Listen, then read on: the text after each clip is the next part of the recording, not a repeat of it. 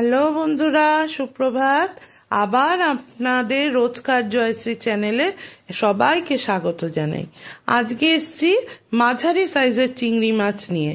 চিংড়ি মাছগুলো এদিকে আমি ধুয়ে পরিষ্কার করে নিয়েছি, কিন্তু এই চিংড়ি মাছগুলো খুব একটা বড় না হলেও মোটামুটি খুব ফ্রেশ ছিল গো। এবারে নুন আর হলুদ একটুখানি চিংড়ি মাছের গায়ে মাখিয়ে নিয়েছি। পাশে তো দেখে বুঝতেই পাচ্ছেন তেল কিন্তু আমি গরম করতে বসিয়ে দিয়েছি। আজকে আমার কর্তামশাই বললেন এই মাছগুলো দিয়ে একটু মালাইকারির মতো করো। ঘরে ছিল একটু নারকেল, তো ঠিক আছে দেখি পারি ভালো হয় কিনা। তো যাই হোক, এই মাছগুলোকে নুন হলুদ মাখিয়ে সুন্দর করে একদম ঠিকঠাক মাখানো ঝোকানোর পর আমি গরম তেলে ছেড়ে দিলাম। এবারে আমি আস্তে ধীরে চিংড়ি মাছগুলোকে ভাজবো, সুন্দর করে ভাজবার চেষ্টা করব। তবে আমি খুব একটা চিংড়ি মাছ কড়া করে ভাজি না, আমি হালকা করেই ভাজি। তাতে আমার মনে হয় চিংড়ি মাছের ফ্লেভার এবং চিংড়ি মাছের একটা নিজস্ব একটা যে টেক্সচার আছে সেটা ভালো থাকে। সুন্দর করে মাছগুলোকে ভাজছি এবং তেলের মধ্যে নেড়ে চেড়ে মোটামুটি আমার মাছ প্রায় ভাজা ভাজা আমার যতটুকু দরকার মনে হচ্ছে প্রায় হয়ে এসছে। আপনারা কে কিরম ভাবে চিংড়ি মাছের মালাইকারি খান তখন আমাকে কিন্তু অবশ্যই একটু কমেন্ট বা একটু করে জানাবেন। তো যাই হোক, আমি মোটামুটি মাছ আমার ভাজা যতটুকু দরকার হয়ে গেছে, আমি পাত্রে আস্তে আস্তে তুলে নিলাম। এরপর যাব রান্নার প্রসেসে। একটা একটা করে মাছ তুলে নিলাম, এরপর আমি রান্নার দিকে এগাবো।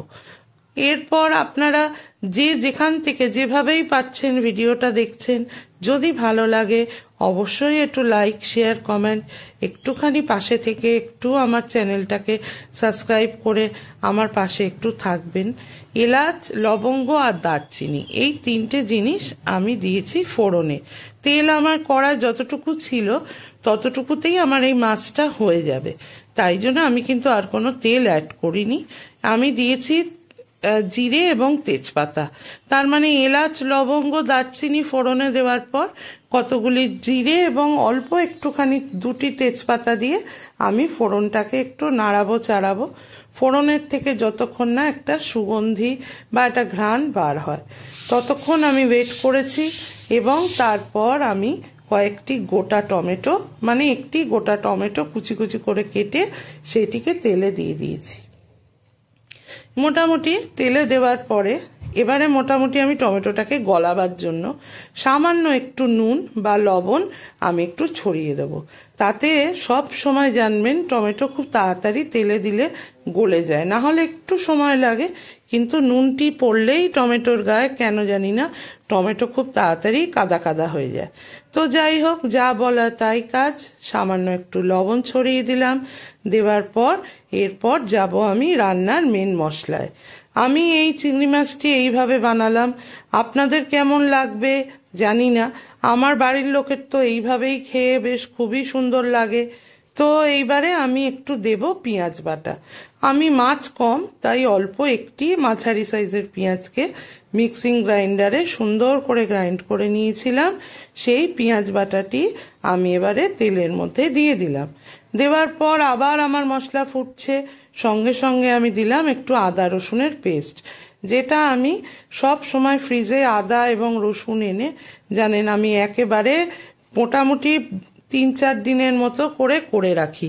তাতে আমার ভোরবেলার রান্না হয় তো আমার একটু সুবিধা হয় গো। আমি পেঁয়াজটা মাঝে মধ্যে হয়তো ফ্রিজে রেখে দিই না বেটে, কিন্তু আদা রসুনের পেস্ট আমি সব সময় করে একটা বাটি করে রেখে দিই। দেখুন, দেখেই বুঝবেন টমেটো কত সুন্দর গলে গেল। এরপর আমি যাব গুঁড়ো মশলার দিকে। যাই হোক, এইটুকু মশলা দিয়ে তাকে সুন্দর করে যতক্ষণ না তার গা দিয়ে পুরো কাঁচা গন্ধটা না যায় ততক্ষণ আমি একটু ভাজা ভাজা করব। তার ওপর দিয়ে ছড়িয়ে দিলাম বেসিক মশলাগুলো, যেমন লবণ আর হলদি, আর সামান্য একটু শুকনো লঙ্কার গুঁড়ো আমি এতে দিয়েছিলাম।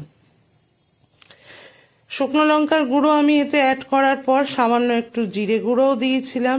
দেওয়ার পরে এটাকে আবার আমি কষাতে থাকবো। তরকারিটাকে সুন্দর করে নাড়াবো যতক্ষণ না মশলার থেকে তেল বার হয়।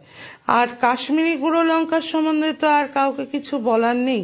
কাশ্মীরি গুঁড়ো লঙ্কাটা শুধু রঙই হয়, তার কিন্তু ঝাল হয় না। বন্ধুরা, আমি এই রান্নাটায় একটু কাশ্মীরি গুঁড়ো লঙ্কাও ইউজ করেছি। আর সমানে মশলাটাকে নাড়াচ্ছি যতক্ষণ না আমার মশলার থেকে একেবারে তেল বার হয়ে আসে। সুন্দর করে নাড়িয়ে চাড়িয়ে তাকে একেবারেই মজিয়ে নেওয়ার চেষ্টা করছি। কাশ্মীরি গুঁড়ো লঙ্কায় তো কোনো ঝাল হয় না, তাই 1 চামচ, একদম ছোট চামচের তারপরে 1 চিমটে ইউজ করেছিলাম, যাতে কালারটা তরকারির খুব সুন্দর আসে। মোটামুটি আমি যা দেখলাম, আমার কিন্তু দেখুন, আপনারা দেখলেও বুঝবেন মশলার থেকে তেল প্রায় বার হয়ে এসছে। এরপর আমি সামান্য একটু নারকেল মিক্সিং জারে গ্রাইন্ড করে নিয়েছিলাম। সেই নারকেলটা দেওয়ার আগে আমি সামান্য একটু জল ইউজ করলাম, যাতে মশলাটা আমার কোনোভাবেই পুড়ে না যায়। এইবারে আমি আবার তাকে নাড়িয়ে ওই জলটিকে ওই মশলাগুলির মধ্যে একদম গ্রেভি গ্রেভি ভাবটা এনে তারপরে আমি তার মধ্যে দেব সামান্য একটু গ্রাইন্ড করা নারকেল, যেটা আমি শিলেও বাটা যায়, আমি মিক্সিতে বেটেছি, আপনারা চাইলেই কিন্তু শিলে বেটে নিতে পারেন। আগে আমার শাশুড়ি মাকে দেখতাম এই নারকেল অল্প একটু দিলেও নারকেলের দুধটাও মা ছেঁকে দিয়ে দিত। আজকে আর আমি দুধটা দিলাম না, স্কিপ করে গেছি, কিন্তু নারকেলটা দিয়ে সুন্দর আমার একদম যতটুকু গ্রেভি দরকার আমার মোটামুটি চিংড়ি মাছের ততটুকু গ্রেভি আমি সামান্য আর একটুখানি জল ইউজ করে সেই গ্রেভিটি রেডি করে ফেলেছি। নুন ঝাল মোটামুটি একদমই ঠিকঠাক। এরপর আমি একদম রান্নার শেষ পদ্ধতিতে চলে এসেছি। চিংড়ি মাছের মালাইকারি আমার প্রায় রেডি। এবারে আমি গোটা গোটা চিংড়ি মাছ যেগুলো ভেজে রেখেছিলাম সেগুলোকে আমার ঝোলে প্লেস আউট করে দিলাম এবং এরপর সামান্য একটু ফুটিয়ে আমি এবারে কিন্তু পরিবেশন করব। জানি না আপনাদের কেমন লাগবে, আপনারা কে কিরম ভাবে চিংড়ি মাছের মালাইকারি খান। আমি এটা সামান্যভাবে ঘরে করলাম, জানি না ভালো লাগবে কিনা। ভালো লাগলে, যদি রান্নার প্রসেসটি আপনাদের ভালো লাগে, অবশ্যই একটি লাইক, শেয়ার, কমেন্ট এবং আমার চ্যানেলটির পাশে থেকে আমাকে সাবস্ক্রাইব করে একটু এগিয়ে নিয়ে যেতে সাহায্য করবেন। আজকে আমার চিংড়ি মাছের মালাইকারি একেবারেই রেডি, পরিবেশনও করে ফেললাম। কেমন লাগছে দেখে সবাই কিন্তু একটু কমেন্ট করে জানিও। তাহলে আজকে যাই, আবার আসবো আরেকদিন। টাটা।